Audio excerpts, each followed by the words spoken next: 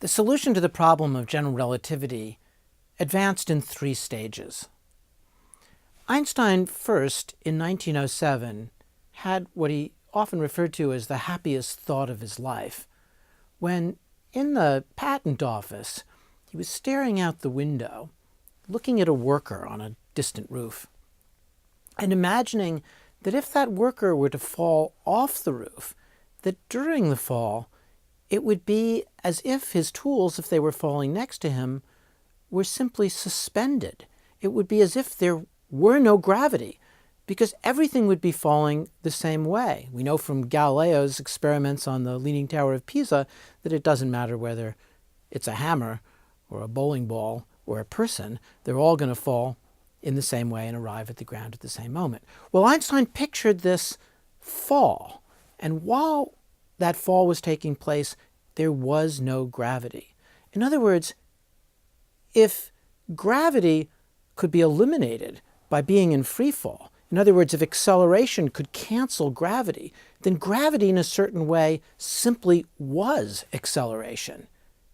And that led Einstein to the view that there was an equivalence principle, that if you were, for instance, in a box on the surface of the Earth, and you did experiments, you threw balls up and down, you juggled, whatever you did, all the objects would always be accelerating down with that same acceleration.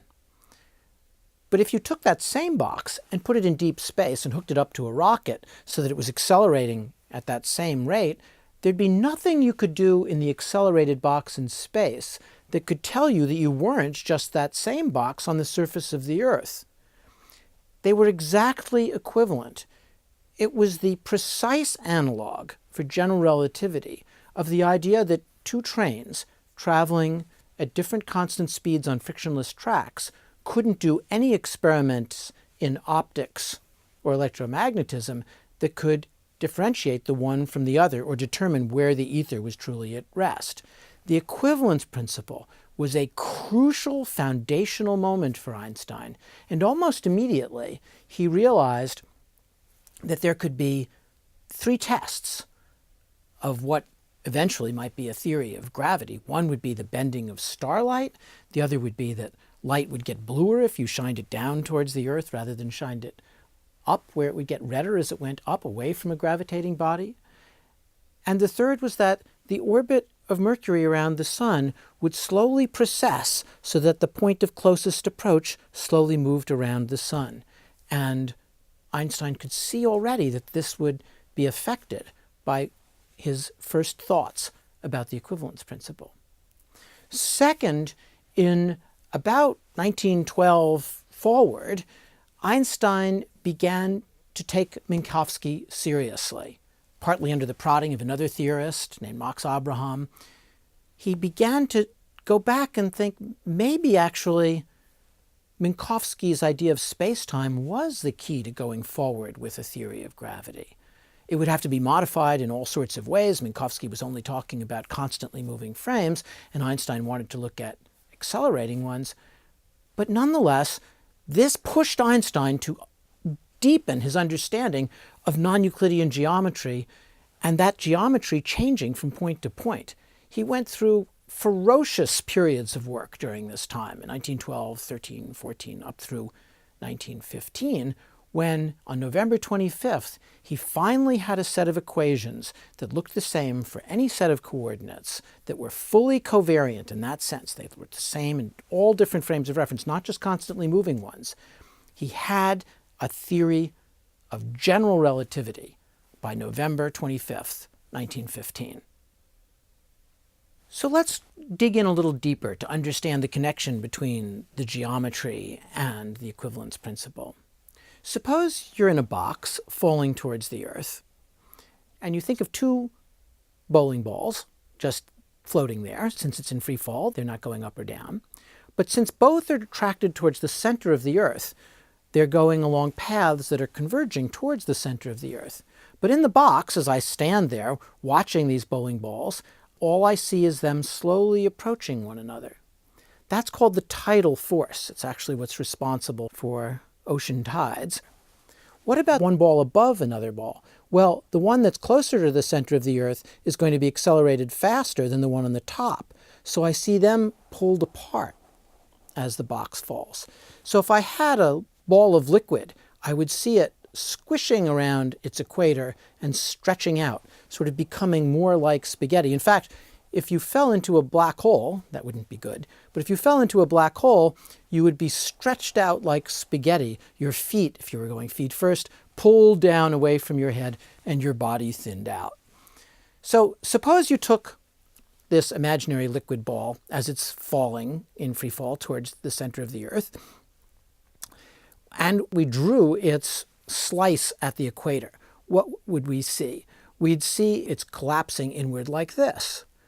Suppose we took a circle around this way. We'd see its edges thinning and its top and bottom being pulled apart. So we'd see in different slices of time, first we'd see a circle, and then we'd see it gradually thinned out to be more and more like a thinned out oval.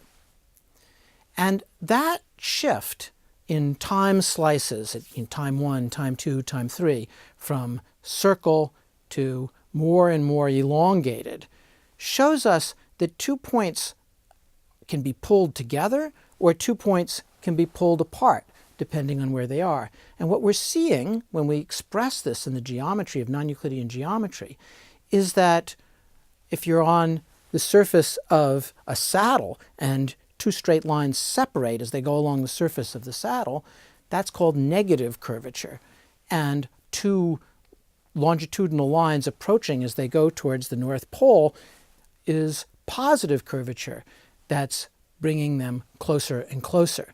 So that's how objects move in space-time. Positive curvature pulling them together, negative curvature pulling them apart. That's how it connects, too, to this idea of a freely falling frame allowing us to check on the geometry of space-time. What Einstein's equations, the equations that he produced by the end of November 1915, said was essentially, in a simplified form, that the geometry was equal to the distribution of mass and energy. We call that T. We could say G equals T would be a super simple way of expressing this. That would say that the geometry of space-time tracks the distribution of mass and energy.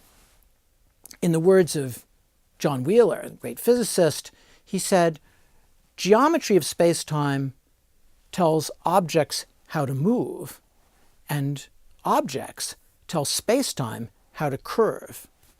The analogy is direct to Maxwell's equations. Maxwell's equations of electricity and magnetism tell a charged object how to move, and the distribution of charged objects tell the electric and magnetic fields how to be.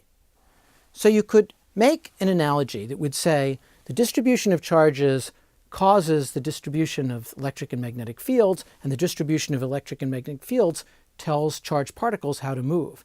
What Einstein was doing was extending that to gravity itself, saying the disposition of mass energy shapes the geometry of the world, and the geometry of the world tells mass energy how to move. To explore this, Einstein, by the time he publishes his paper at the end of November 1925, or presents it to the Prussian Academy of Sciences, has the 3 tests now fully worked out. The precession of the closest point of approach of Mercury to the Sun, the precession of the perihelion of Mercury, the gravitational redshift, that light gets redder as it leaves a gravitating body or bluer as it comes towards it, and the bending of starlight, that starlight will be actually bent by the sun, for example, and that we could study its positions. The discrepancy between what Newton predicted the motion of the closest point of approach, the perihelion of Mercury, should be, and what it was observed to be, was something that had troubled astronomers for a long time, and they'd come up with all sorts of explanations for this. Maybe there was mass located in gases around the sun. Maybe there was a hidden planet that was always on the other side of the sun from us. Maybe there were small asteroids. There were lots of explanations, but none of them seemed very satisfactory, and one after another they were shot down by observing, or rather not observing, what had been predicted. But Einstein showed that the curvature of space-time was near the sun, that the sun bent space-time very intensely near the sun and less as you got farther away. And so Mercury, as the closest planet, was just the laboratory to explore this theory. And in fact, he was able to show precisely that his general theory of relativity predicted a change of 43 seconds of arc per century, just enough to account for the gap between what was observed and what was predicted. The second test, the gravitational redshift, was again something that Einstein could show quite precisely. Let's turn to understanding that with some, I think, rather simple but nonetheless quantitative explanation in order to see and quantify what it was that Einstein was predicting.